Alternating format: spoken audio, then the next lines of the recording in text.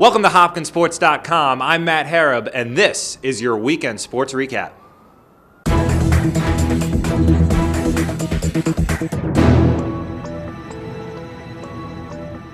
In football this weekend, the Blue Jays secured a 24-18 victory over the Ursinus Bears. They improved to 8-0 on the season for the third straight year and clinched at least a share of their fifth straight consecutive Centennial Conference title. For Hannah Chronic and head coach Leo Weil, it's been quite a successful season to this point. With a 14-1 record and first place of the Centennial Conference secure, the Blue Jays have accomplished everything they've set out to do at this point of the season. Tonight, though, could be a very special night.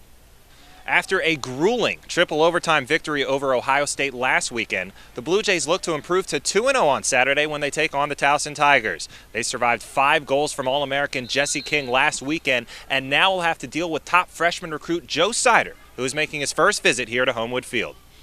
The Blue Jays entered this year's NCAA tournament with high hopes, and why shouldn't they? With a 10-1 season that saw them eclipse the 40-point margin 6 times, things were definitely looking up. But the Jays fell just short on Saturday, taking a 29-23 loss to Wesley. LSU quarterback Zach Mettenberger has suffered yet another setback in his quest to be a first-round pick in the upcoming NFL draft. He suffered a torn ACL and an MCL sprain during the Tigers' 31-27 victory over Arkansas on Saturday. Tony Romo has the reputation of making horrible decisions in the worst possible moments. We all remember the Seattle playoff game, him dropping the snap. And from there, it's been a constant display of inconsistency. But this year has been arguably his best season. 29 touchdowns, 9 interceptions, and a quarterback rating of 96.6 are all numbers Cowboys fans would take at the beginning of the season. ESPN's Chris Mortensen is reporting that the Tennessee Titans have hired Ken Whisenhunt to replace Mike Munchak as their head coach. Whisenhunt had a lot of looks at open jobs. He met with the Lions and Browns in addition to the Titans. Whisenhunt was the Chargers' offensive coordinator as recently as yesterday, but they lost. So now he has his second job leading an NFL franchise. Johnny Manziel has been one of the most polarizing college football players since, well, Tim Tebow. But his tenure as starting quarterback has finally reached its conclusion. The Texas A&M quarterback announced Wednesday that he will forego his final 2 years of NCAA eligibility and enter the 2014 NFL Draft. Game 5 of the ALCS, it's the Tigers and the Bo Sox series tied at 2. Top of the second, no score, but not for long. Mike Napoli goes deep center field off Anibal Sanchez. Napoli has long balls in the last 2 games. We skip ahead to the 7th. Boston up 4-2. Miguel Cabrera. Well, that's trouble. He grounds into a double play here. Boston avoids some serious danger. A run comes across. It's 4-3. Boston trying to close it out. Iglesias gets jammed. Pops out to Dustin Pedroia here, ends the game. Koji Uhara gets a 5-out save. He's pumped. The Red Sox win and are now 1 win away from returning to the World Series for the first time since 2007. We pick it up in the first quarter. Peyton Manning going down the sideline, finding Demaryius Thomas. He goes right by Marcus Cooper in one-on-one coverage, and that's an easy 70 yards from Manning to Thomas. 2 plays later, Peyton finds the other Thomas. That would be Julius Thomas for a 9-yard strike, his 10th touchdown grab of the year, and the Broncos go up 10. Now, Dwayne Bowe, tough week for him, arrested for possession of marijuana a week ago. This week, possession of quite a few passes from Alex Smith. This one goes for 25 yards and a Chiefs first down. 2 plays later, Smith is looking for who? Well, I think you already know. That'd be Dwayne Bowe again. He had 4 catches for 57 yards and that 1 touchdown. The Chiefs are in business down just 3. Well, baseball season is rapidly approaching, and with spring training winding down, all Nick Markakis and the Baltimore Orioles can think about is starting out this season better than they finished last year. With a month remaining, Baltimore was just a game out of the last wildcard spot and just 2 games out of the division before eventually slipping out of the race. This year, they've revamped, picking up huge offseason acquisitions like Nelson Cruz and a potential ace in Ubaldo Jimenez. But they also lost a key ingredient in their winning formula. Jim Johnson was traded in the offseason, and Markakis knows how difficult it is to lose your anchor in the bullpen.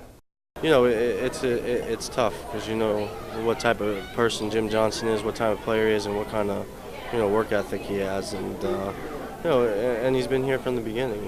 He got drafted by the Orioles, and he worked his way up, and I think he put in 6 years with the Orioles up here, and it's tough to see guys like that go. But the business we're in, you see guys come and go pretty frequently, and we wish them the best, and I'm sure we'll be seeing them somewhere down the line. The Birds received Jamil Weeks in that trade, and Markakis feels he can add a much-needed component to their lineup: speed.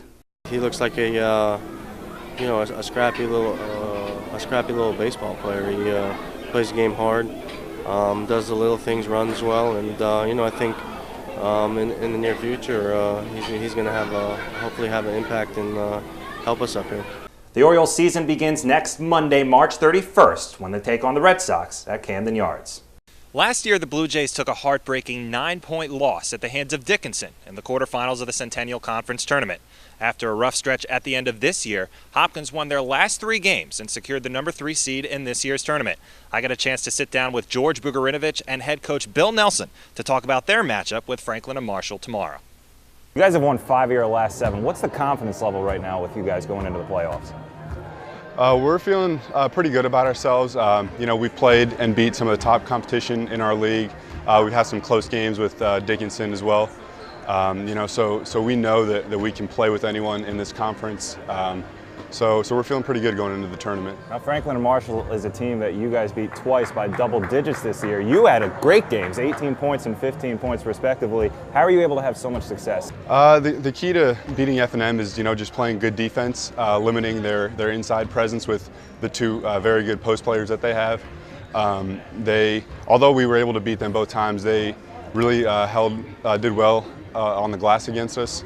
So a key will definitely be to clean up the boards and get the rebounding advantage if we can. Talk about your guys' depth. I think your biggest strength going into this playoffs and your biggest advantage is that you can go 9-10 deep with Catullus, Randall, Williams, all these guys off the bench. How big of a factor is that going to play in the playoffs, and especially this game against F&M? I hope it plays a big factor because they only are playing about 7 guys now. They had a couple injuries and they have some people leave the team.